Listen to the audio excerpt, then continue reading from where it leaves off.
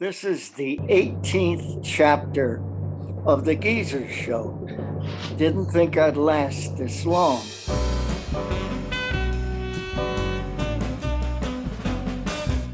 Today, we have a very special guest, and one in which we share a lot of things in common. Even though I'm 30 years older than he is, first thing we share in common is we are both from a special part of the world called Boston, Massachusetts. Now, I don't know if Dave ever heard this song, but it was popular in the 40s and 50s. And the name of the song is Massachusetts. And it goes something like this. Don't worry, I'm not going to sing the whole thing.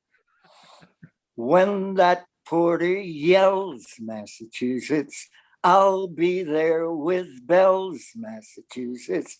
Homesick as can be, Massachusetts.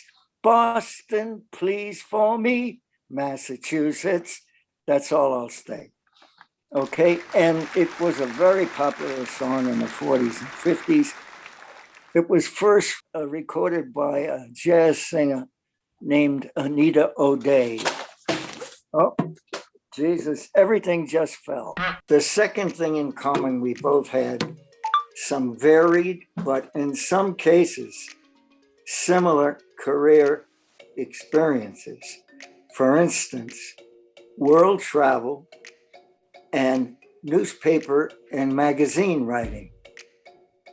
Without further delay, let me introduce the one and only David Cogger.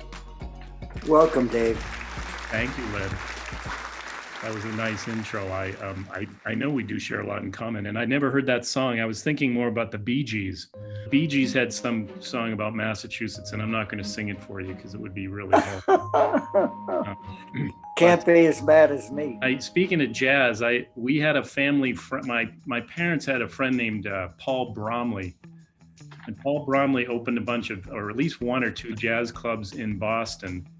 And made a good amount of money in the music business. And I'll find out the name of this club. I always forget, but he was the one who was one of the first club owners to bring black jazz musicians to Boston. So Ella Fitzgerald, Louis Armstrong, all of these characters would come in and perform at his club. There was a club in my day by Vaughn Monroe, who was a singer and orchestra leader. And they used to have a commercial on radio that said, Route 9 on the Turnpike, the Meadows. I don't know if the Meadows is still there. I know Vaughn Monroe isn't. That's great. Len, I think one of these days we're going to have to just sit down and talk about Massachusetts. And I want to hear about your life growing up there, because I think you have so much to share with me about that. Let me see something now. Why don't we talk about your time in Massachusetts and okay. What were the favorite parts in your childhood of Massachusetts? We were on the commuter rail. So when I was probably, I don't know how old I was, but my mother used to let us take the commuter rail into I lived in the burbs. But she used to let us it was kind of a rite of passage. She'd allow us to take the train into North Station. And at first you could go across Causeway Street and get a slice of pizza at Halftime Pizza. And that was as far as I was allowed to go. I knew a couple of restaurants. One, I had a neighbor when I was a kid, and I kind of fell in love with her. She was beautiful. And years later, I went to the North End with my wife, and I went in this Italian restaurant, and this heavy woman came over to me, put her arms around me and said, Len, it's me, it's Annie. And I looked at Annie, and it looked like there were four Annies. Yeah, so Annie put on a little weight.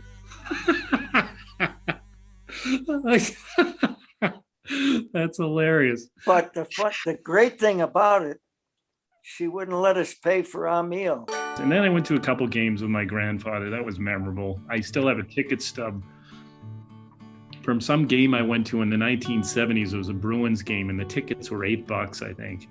I don't know what to get into a game now, but in the old garden, remember, it had rats and it had obstructed seats, and they had the gallery gods, and My dad used to take me there to. He used to take me to boxing matches, and one time, who was it? I think it was Sugar Ray Robinson was doing an exhibition with a Boston fighter by the name of Joe Rendon. And it was an exhibition match. So, Sugar Ray is just playing around with him. And all of a sudden, Joe Rendon lands a haymaker on Sugar Ray Robinson. And Robinson shakes his head, throws 2 punches, and Rendon is on the floor. That was Sugar Ray. Oh, wow. Now, you've done a lot of traveling around the world as I have too. What were some of your favorite spots? Well, I guess the first one was I had this circumstance that came along when I was a teenager, and I lived with my mother for most of my life, and she died fairly young, so I ended up moving in with my father when I was 15 years old, and I knew him from weekend visits. But anyway, the summer following my having moved in with him, he said, I think it might be good if you learned a little bit about how other people live. So I shipped off to Peru for 6 weeks in the summer between my freshman and sophomore year in high school. And I 6 weeks down there traveling around.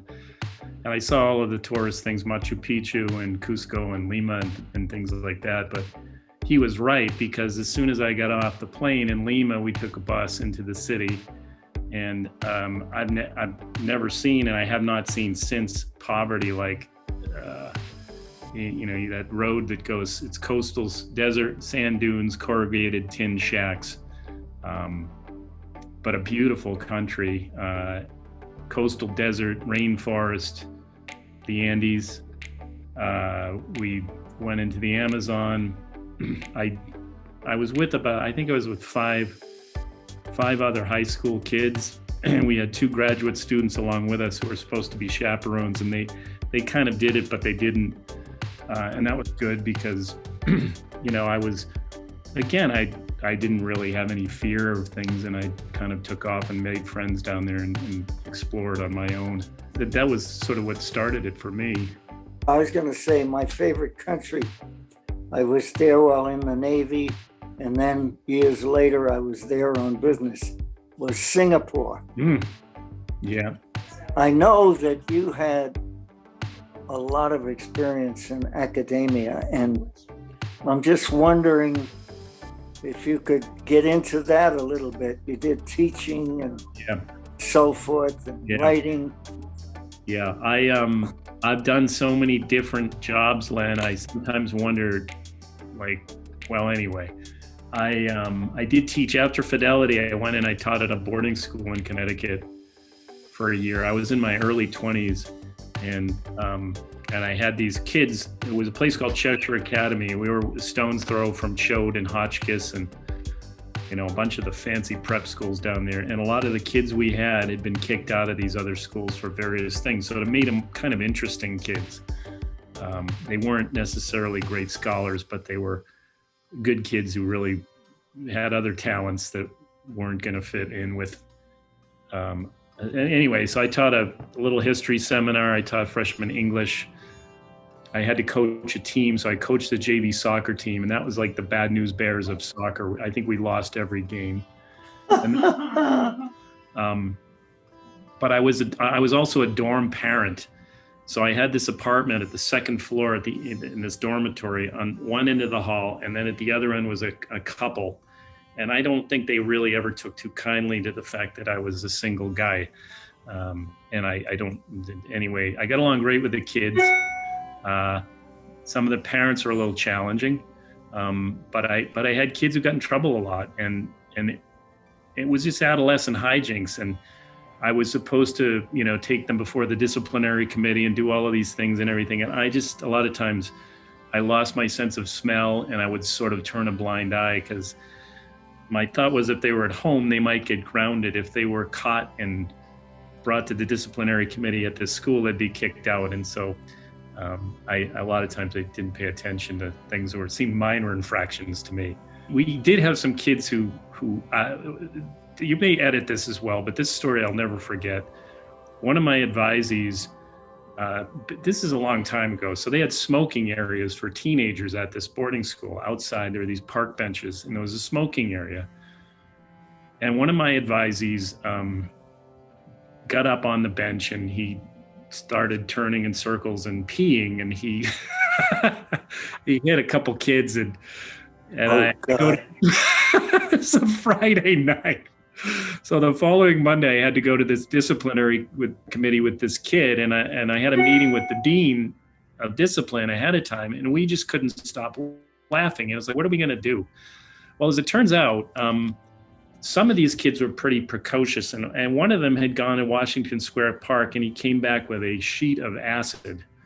And, Wow. And he was giving doses out to these kids at this boarding school who had never had any experience with this. So we had a whole probably 20 students out tripping in the smoking area on a Friday night. But anyway, that's the kind of school it was, and we didn't kick too many people out. I had kids from a pretty good international group. I had kids from Thailand. I had kids from a bunch of kids who were from Puerto Rico. And one of them was the son of the governor of Puerto Rico. So I conned him into letting me stay at La Fortaleza for my spring break. I said, Juan, I think I want to go away for spring break, and I thought I might visit Puerto Rico. He says, let me call my mom. So he called his mom, and I had a girlfriend, and I said, well, is it okay if I bring my girlfriend? And he said, well, yes, but you have to have a ring on her finger. So we borrowed a wedding ring and an engagement ring, and we stayed in this room in La Fortaleza, the governor's mansion in San Juan, which is where King Juan Carlos of Spain and Ted Kennedy used to stay when they would visit this place. And I'm this punk, and we had to walk up steps to get into the bed. The whole thing was just a trip. And his father was one of the most intimidating people I've ever met in my life. I was trying to bullshit him into thinking I knew something about politics in the world, and he saw through me. But I was smoking his cigars and drinking his brandy up on this. It just is a funny thing that this happened, and unforgettable. That's so cool. It was. It seems also like you have a philosophy about, at least the kids that were in your school, of, you say you're turning a blind eye or you're not looking, but it's almost like recognizing what's important in the long run. And that's what a good educator does, sort of knowing that to stick to the rules might make it so much harder. I mean, I thought these were fundamentally good kids, and they were just teenagers. And I remember, when I was there, I remembered being a teenager and, getting into trouble. And there were limits, of course. I mean, I didn't ever, if I saw something that I thought was potentially harmful, I would not turn a blind eye. But I thought a lot of this it's just what teenagers do, and they just happen to be in a boarding school environment. One of the sort of satisfying things is I had a kitchen in my apartment, and this was a full apartment with kitchen and all that. And I kind of like to cook, so these kids I had study hall one night a week, and I just would sort of bake cookies and put them out there for them to eat. And one of the kids' parents came up to me at a parents' night and said, well, Donald really likes the fact that you're a guy and you like to cook. And I'm like, well, it's just what I do. And she said, no, it makes a difference, because he was kind of this macho kid who anyway, he's just a good kid. He wasn't a scholar. But I'm walking down the streets of Boston, maybe, I don't know how many years later, and I hear Mr. Cogger. And I'm like, who calls me Mr. Cogger? And it was Don Gatz. this kid, and he had gone on to become a chef. And I don't think I really made him go in that direction, but I think it probably didn't hurt any that he was in a school where he was supposed to be college bound. It wasn't his thing. He ended up going to culinary school, and he was a chef. That's awesome. I will say that I had one teacher totally changed my life. So you probably did influence him to be a chef. It was nice. It was a good experience. I mean, these kids were all pretty good, so good memories. That's cool. And I'm just wondering, like, you know, what's a lesson that you would want other people to know, or what advice changed your life? I guess it probably goes to my my father, you know, I have a younger brother who was always full of angst and therapy and all these other things, and he would just drive my dad crazy and asking him all these questions about the meaning of life. And I think I remember my father saying to him once that, you know, Jeb, life is just experiences. And I guess that I have 3 siblings, all are married and all have had children. I have not done any of that, but I've had a lot of adventures, and you know, I think maybe my North Star is I kind of go with my gut. So even Balfour, I had walked by this place and I was looking for something to do, and I had some experience writing and editing for senior living communities in New England. And I thought, well, and this place looked pretty nice. So I took it and applied for a job, and they didn't even look at my resume. It was funny. I had to call human resources. I think I was applying for a concierge job or something like that, and I'm not sure why they weren't interested. But anyway, I ended up getting in the door, and so this is the latest adventure. I don't know what's next. Hot Topics just kind of kept me going. It's kept me interested, and I like stories. So, you know, people like Len. Balfour is just full of. There's a woman who used to live there. I'm helping her write a book right now. She's moved out, and then there's another one, a woman who's currently a resident there, and we're about finished with her bio. She wanted to write something for her family, and she's had an interesting life. Her father was a career diplomat, and so I spent a lot of time interviewing her, for hundreds of hours actually. This is a well-kept secret. We're not supposed. Anyway, I've been helping her with that, and we're nearing completion of that. So I have my own story, but I guess I'm kind of interested in other people's stories. I suppose that's it. My North Star might be that I'm curious about everything. So I'm just wondering, I've written stuff for magazines and newspapers and everything. And how do you feel about journalism today, especially broadcast journalism? Oh, it's hard to watch. I mean, I think it's you know, I think the local news is, I can get the weather off my phone, so I don't really need to even watch that. And I think like the national news and even the bigger newspapers are all kind of controlled by the corporate world now, and they're answering to stockholders, and they don't spend a lot of time on fact checking. There are not, you know, great budgets. The Globe used to have this amazing budget for the Spotlight team, and that's where the Whitey Bulger story came from, the thing about the priests. But they had an unlimited budget, and they would spend years, and, you know, you could spend 2 years chasing down a story, and if it didn't pan out, it's like, well, we're just closing it up. But I think it's too bad, because the family ownership of news is kind of gone. The New York Times, the Washington Post, still privately owned, but they're all answering to stockholders, and it's really changed it. What would your, like, you know, advice on life be? We know your North Star is be curious, but what would you want other people to, you know? It's really important that you have interests that carry on throughout, and whether it's picking up a new hobby, if it's something creative like Stan did with the books, if you're already a creative person, you just keep going with that. If you paint or you play a musical instrument or you write, or whether you're interested in the politics, or it doesn't matter what it is, have a lot of interest, or as many as you possibly can, and don't feel limited by, age has enough limitations that it kind of just come along, but keep doing like what Len's doing as you go along, just keep yourself in the game. This project you're doing, I think, is just a great thing. It's, you just have to keep yourself in the game one way or the other. And I think Hot Topics has been good for some people who just kind of show up. I think that there are a lot of people who talk quite often. They make a lot of and that's fine. But I think some people just kind of show up because they just want to be part of it, and that's fine. Anyway, stay relevant. That's all. Dad, you hear that? You're doing such a good job of staying relevant. Definitely. Yeah, well, I love people, and it's surprising just talking to people that you find out what has gone on in their life, and you're absolutely amazed.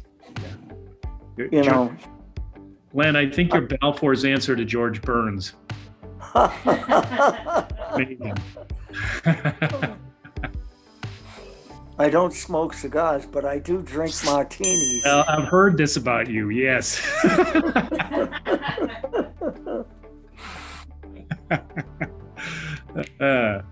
This is fun.